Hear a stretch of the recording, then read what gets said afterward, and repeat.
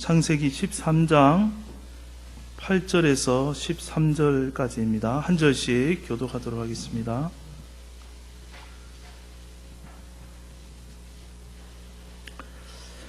아브라함이 롯에게 이르되 우리는 한 친족이라 나나 너나 내 목자나 내 목자나 서로 다투게 하지 말자.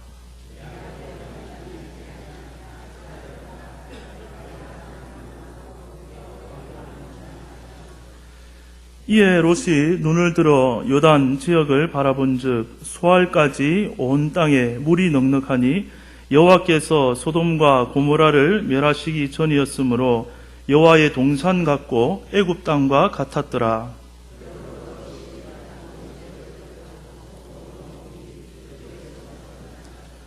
아브라함은 가나안 땅에 거주하였고 롯은 그 지역의 도시들에 머무르며 그 장막을 옮겨 소돔까지 이르렀더라. 소돔 사람은 여호와 앞에 악하며 큰 죄인이었더라. 아멘. 아브라함은 이제 앞장에 살펴보면 기근으로 인해서 저 애굽으로 내려갔다가 큰 위기에 빠지게 됩니다. 거짓말을 했다가 이 애굽의 왕에게 들통이 나가지고 큰 위기에 빠졌는데 오히려 하나님은 큰 은혜를 베푸셔서 위기를 벗어나게 하십니다. 아브라함은 내려갔다가 그곳에서 하나님의 큰 은혜를 한번 경험하게 된 것이죠. 오히려 이전보다 더 어떻게 되었습니까? 부유해져 가지고 다시 이 가나안 지역으로 돌아오게 됩니다.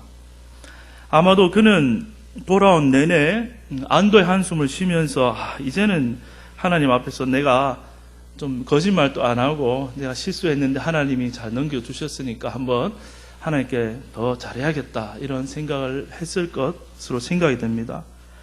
그래서 그는 다시 처음 그가 제단을 쌓았던 베델과 아이 사이에 그 장소로 돌아오게 되는 것이죠.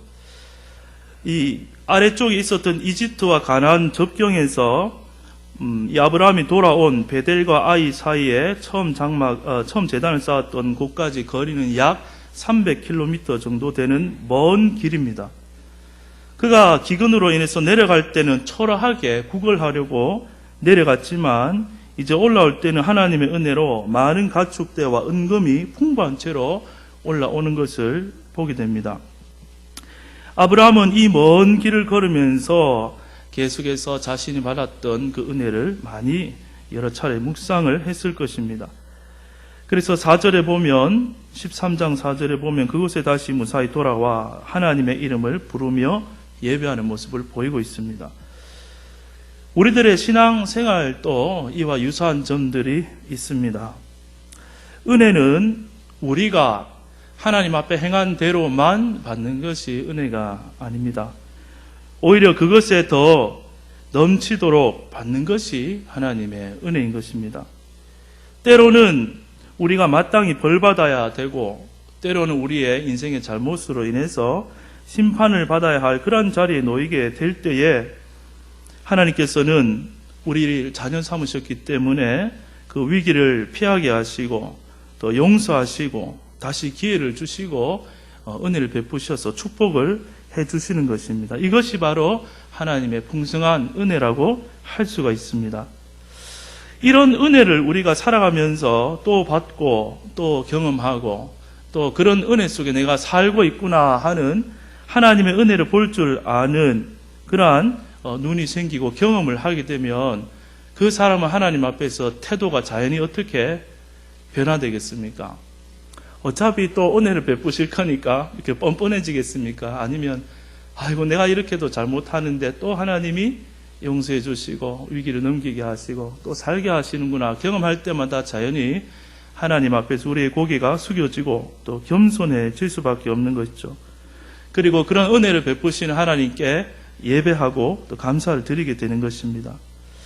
우리가 지금까지 살아온 모든 것이 다 사실은 하나님의 은혜로 된 것이며 또한 우리가 다 느끼고 경험하고 보지 못한다고 할지라도 우리의 날마다 지속되는 평범한 일상 가운데서도 늘 베풀어 주신 은혜를 발견하고 볼 줄 알게 되는 눈이 생기기를 주님의 이름으로 축복합니다. 그래서 주일날 이 자리에 앉아서만 예배 드리는 것이 아니라 삶의 현장에서 순간순간 지금 이런 은혜를 베푸셨구나 보일 때마다 하나님 감사합니다. 하나님을 찬양합니다. 하나님을 이곳에서 삶의 현장에서 이 시간 예배합니다. 이렇게 어느 곳을 가든지 예배하는 삶이 되기를 축복합니다. 하나님의 이러한 축복으로 말미암아 이 아브라함과 조카 롯은 구걸하러 가서 좀 얻어먹어야지 하고 구걸하러 내려갔다가 둘 다 이제 너무 부자가 돼서 이제 올라오게 된 것이죠. 그래서 너무 부자가 되다 보니까 같이 거하기가 힘든 것입니다. 이 당시에는 이 아브라함과 롯이 하는 일이 무엇이었습니까? 가축을 치는 유목 생활을 했습니다. 유목 생활을 하면 가축들은 생물이기 때문에 계속 먹여 살려야 되는데 절대적으로 필요한 두 가지가 그들이 먹을 수 있는 풀과 또 마실 물이 풍족해야 되는데 그 가축대가 많아지니까 그곳에 자원이 부족한 것이죠. 그래서 아브라함의 이 가축을 치는 종들하고 조카 롯의 가축을 치는 종들이 빈번하게 싸우고 다툼이 벌어졌습니다. 그래서 하는 수 없이 이제 이렇게 헤어지게 되는 것을 오늘 보게 됩니다. 우리가 가난할 때는 형제간의 우애가 아주 더 돈독하고 좋을 수 있는데 간혹 갑자기 이 부자가 되거나 갑자기 재산이 많아지거나 하면 형제간에 더 욕심을 내다 보면 우애가 깨지고 관계가 어려워지는 것들을 주변에서 종종 보게 됩니다. 재산이 많은 집의 자녀들이 더 행복할 것 같은데 물론 그런 경우도 많이 있습니다만은 간혹 유산 때문에 더 가지려다가 행복하지 못한 삶을 사는 그런 모습도 보게 됩니다. 돈은 많이 있지만 욕심 때문에 관계가 무너지고 관계라는 것이 내 삶에서 빠져나가 버리니 행복도 사라지게 되는 것이죠. 돈은 생명력이 없는 물건입니다. 생명력 없는 그것 때문에 너와 나라는 생명의 관계를 잃어버리면 결코 행복할 수 없는 것이죠. 성경에도 보면 오늘 이 아브라함과 롯 관계뿐만 아니라 훗날의 야곱과 에서도 똑같은 이유로 헤어지는 것을 보게 됩니다. 사실 우리들도 마찬가지입니다. 우리가 이 땅을 살아갈 때에 많은 경험과 또 관계 속에서 돈 때문에 우리가 때로는 울기도 하고 또 속상해하기도 하고 또 관계 속에 섭섭하게 되기도 하고 때로는 돈 때문에 욕심 때문에 원수를 맺고 헤어지는 일들도 우리는 종종 보게 되고 경험하게 됩니다. 오늘 본문에서 아브라함은 이러한 갈등의 순간에 어떻게 행동을 하고 있는지 함께 살펴보기를 원합니다. 8절과 9절 말씀에 보면 아브라함이 롯에게 이르되 우리는 한 친족이라 나나 너나 내 목자나 내 목자나 서로 다투게 하지 말자. 내 앞에 온 땅이 있지 아니하냐. 나를 떠나가라. 내가 좌하면 나는 우하고 내가 우하면 나는 좌하리라. 아브라함은 갈등을 해결하기 위해 롯에게 먼저 선택권을 줍니다. 아브라함의 입장에서는 이것은 아주 통 큰 양보인 것이죠. 사실 그러한 선택권을 가진다면 누가 더 가질 권리가 많이 있겠습니까? 물어보나 마나 나이로 봐도 아브라함 연장자고 따진 거 먼저 천수로 따집니까? 그래도 이 삼촌 조카 사이니까 삼촌이 먼저고 한데 그리고 특별히 이 롯은 아버지를 일찍 여의고 아브라함이 거두어서 함께 보살폈으니까 당연히 아브라함이 먼저 좋은 것을 선택할 권리가 있는 것이죠. 그런데 성경을 보면 롯은 이러한 제안을 받고 아이고 형님 먼저 삼촌 먼저 이런 것이 없고 갈등 없이 그냥 눈을 들어서 어느 땅이 좋은가 다 살펴봅니다. 살펴보고 물이 넉넉해 보이는 소돔과 고모라 땅을 선택하게 됩니다. 그 땅은 롯이 볼 때만 좋은 땅일까요? 누가 봐도 좋은 땅일까요? 누가 봐도 좋은 땅입니다. 성경 10절에 보니까 그곳이 마치 무엇 같다고 했습니까? 여호와의 동산 같고라고 기록되고 또 아주 비옥한 어느 땅에 비교됩니까? 애굽 땅같이 아주 좋아 보이는 땅이다. 그러니까 아브라함이 속으로 그런 생각했는지 모르겠지만 제가 만약에 아브라함이랑 선택해라 했을 때 얘가 좀 철들었으면은 이렇게 선택 안 할 건데 이런 이제 생각이 들 텐데 설마 저 땅을 택할까 이럴 것 같은데 롯은 이제 다 계산을 하고 저는 저 땅이 좋습니다 이렇게 한 것이죠. 아브라함이 조카 롯의 이런 결정을 딱 들었을 때 당장 마음이 어떠했겠습니까? 물론 먼저 제안을 했으니까 마음을 내려놓은 것이지만 그래도 대답 들으면 좀 섭섭하지 않았겠습니까? 우리도 그럴 때가 있습니다. 나는 나름대로 이 상대를 배려해가지고 양보한다고 먼저 택하십시오 하고 모든 것을 배려했는데 상대는 고맙다는 말보다는 오히려 그래요 하고 낼름삭 이렇게 받아 먹어버리면 좋은 마음으로 시작했는데 그렇죠? 감사하다는 소리 못 들으면 괜히 섭섭하고 또 꼭 뭐 감사하다 소리 들으려고 한 건 아니지만 좀 허탈할 수가 있습니다. 오히려 후회되면서 이럴 거면 괜히 양보했다 이렇게 속 좁게 그렇게 생각할 때도 있습니다. 오히려 좋은 일 하다가 그것에 대해 인정을 못 받고 감사한 얘기를 못 들으면 시험에 드는 일이 많습니다. 롯은 그렇게 그 기쁨을 감추지 못하고 짐을 싸가지고 탁 떠나버립니다. 그래도 지금까지 먼 여정을 그렇게 함께 이제 했던 조카인데 막상 떠나보내고 나니 이 아브라함의 마음이 섭섭하기도 하고 조금 허전하기도 하고 여러 복잡한 감정이 들 때에 하나님이 다 그 마음 아시고 찾아오시는 것이죠. 14절 15절에 보니까 롯이 아브라함을 떠난 후에 여호와께서 아브라함에게 이르시되 너는 눈을 들어 너 있는 곳에서 북쪽과 남쪽과 그리고 동쪽과 서쪽을 바라보라. 보이는 땅을 내가 너와 내 자손에게 주리니 영원히 이르리라. 하나님은 아브라함에게 나타나셔서 고개 숙이고 있지 마라. 아마 고개 숙이고 있었던 것 같아요. 눈을 들어봐라. 그리고 동서남북 사방을 다 한번 네가 눈으로 봐라. 이 모든 땅을 주겠다. 이렇게 약속해 주십니다. 이어서 하나님은 또 한 가지 약속을 재확인하는데 16절과 17절을 함께 같이 한번 읽어보도록 하겠습니다. 16절, 17절입니다. 시작.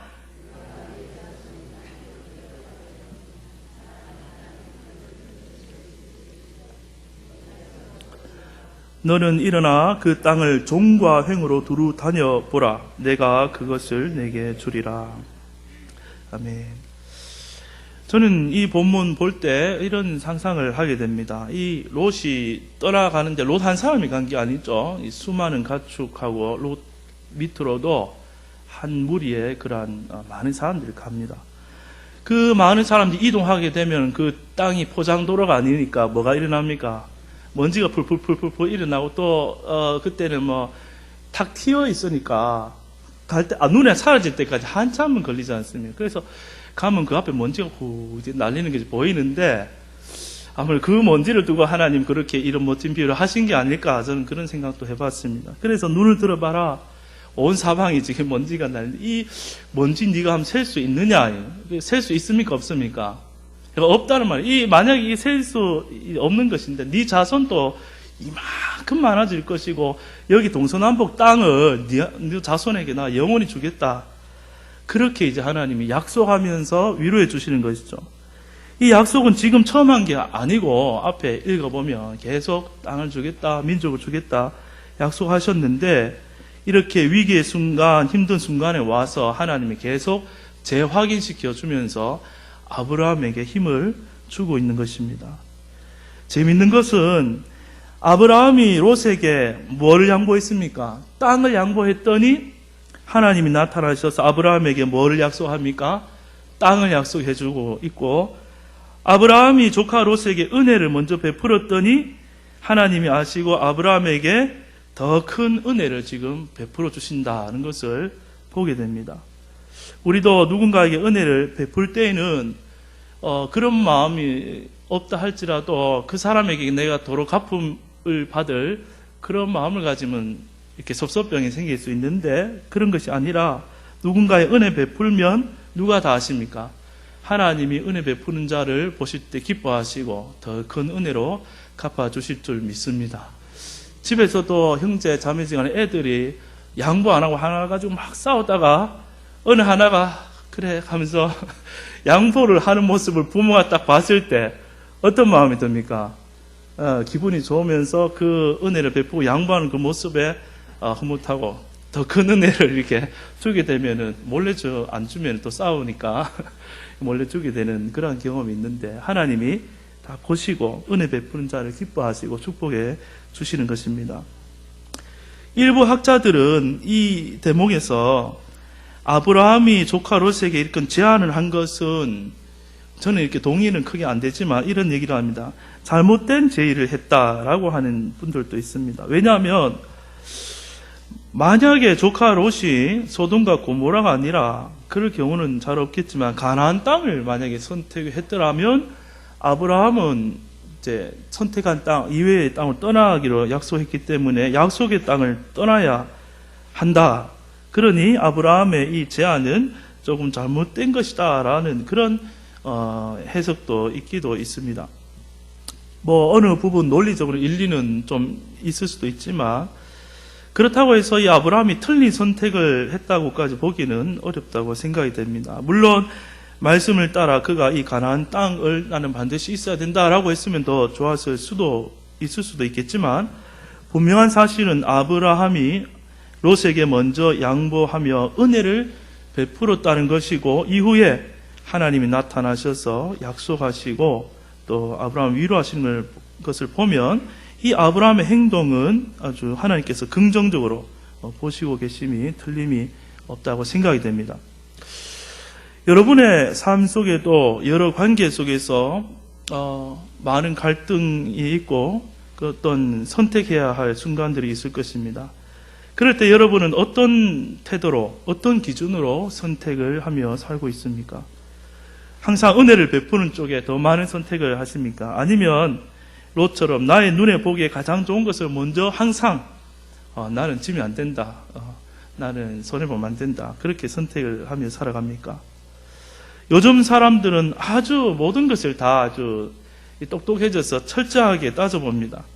100원이라도 더 이득이 되는 것을 찾으려고 하고 사람들은 몇백 원이라도 손해보면 굉장히 그것을 기분 나빠하고 아주 힘들어합니다. 아주 계산적이고 또 현실적입니다. 물론 알뜰하게 사는 것은 좋은 것입니다. 그러나 항상 그런 기준으로 살아간다면 우리는 하나님의 축복에 대해서 보는 눈이 조금 흐려질 것입니다. 왜냐하면 하나님의 축복을 바라볼 때는 당장의 유익처럼 안 보이거든요. 하나님의 축복은. 하나님의 축복은 당장 현실적으로는 너무 추상적이고 하나님 축복 그 돈이 되나 더 보탬이 되나 이런 생각이 들 정도로 그러한 현실적으로 바라보는 사람들의 눈에는 시시하다고 판단이 될 수도 있습니다. 오히려 더 매력적이고 당장에 어떤 좋은 것을 주는 어떤 세상의 부귀영화에 마음이 더 끌릴 수가 있습니다. 이것은 우리 믿음의 사람들에게도 마찬가지일 것입니다. 이것은 롯의 경우뿐만 아니라 성경에 보면 아담과 하와도 이러한 유혹 속에 넘어간 것을 보게 되죠. 세상은 항상 먹음직스러워 보이고 보암직한 것입니다.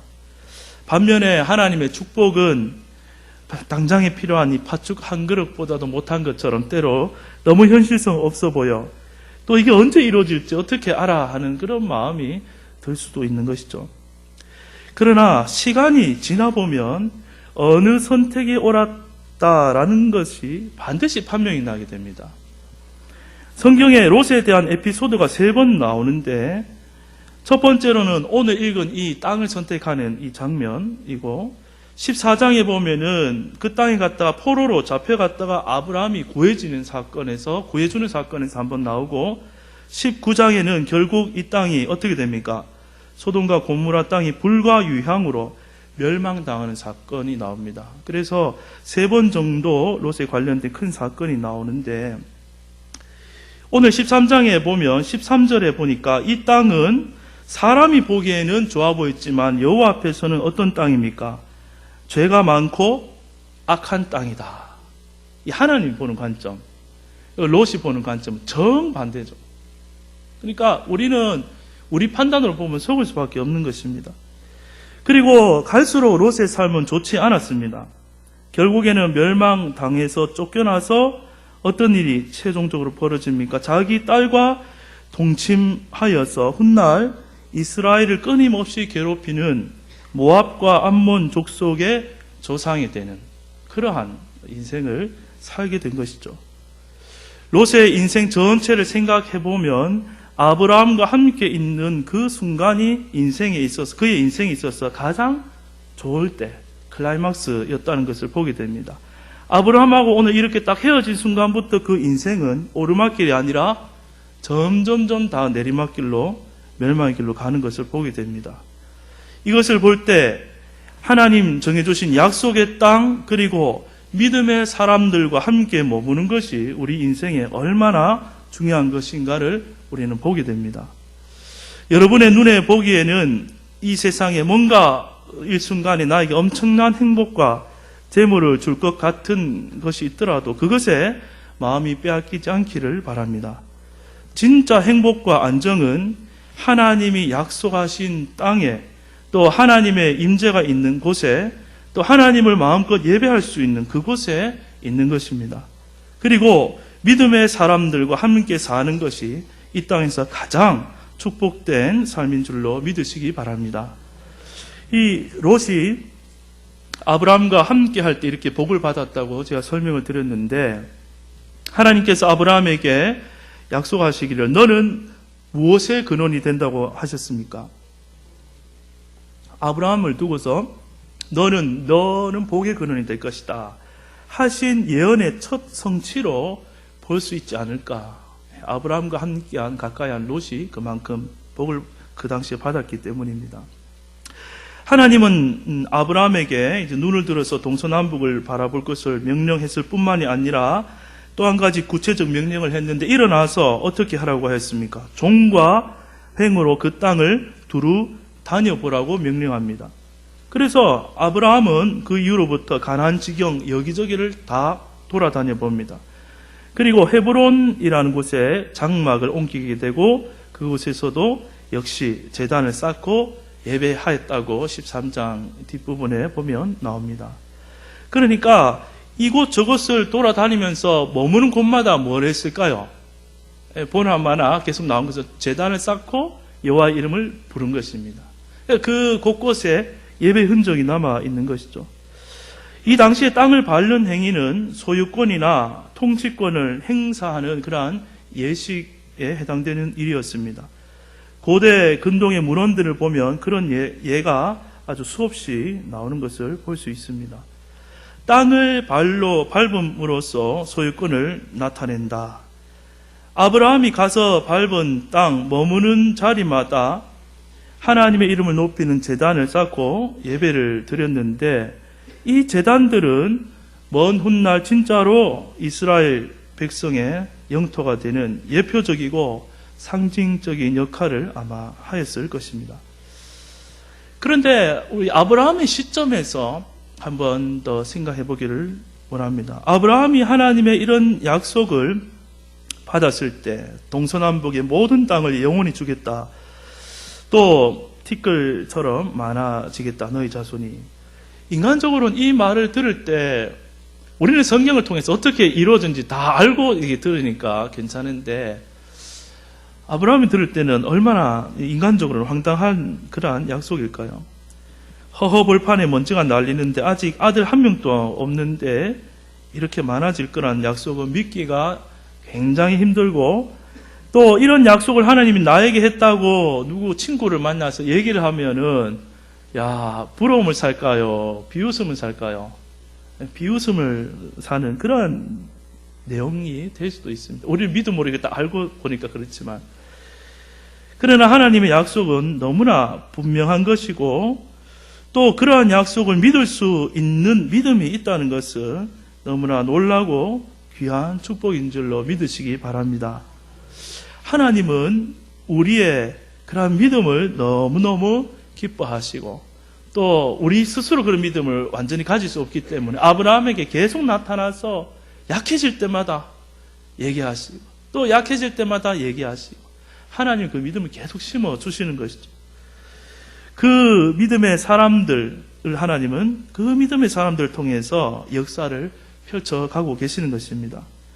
많은 사람들이 이 믿음의 길이 아니라 롯처럼 현실을 직시하며 현실적인 선택 속에 살아가지만 그들은 아직 진짜 현실을 모르고 사는 자들이라고 말할 수 있을 것입니다.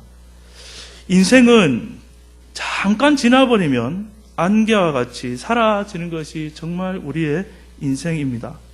그러나 하나님은 영원하신 분인 줄로 믿습니다. 그리고 그 하나님의 인간적으로 볼 때는 허황된 약속 같지만 그 하나님의 약속의 말씀을 믿고 따르는 자도 하나님과 함께 영원하게 될 줄로 믿으시기 바랍니다. 이것이 진짜 현실인 것입니다.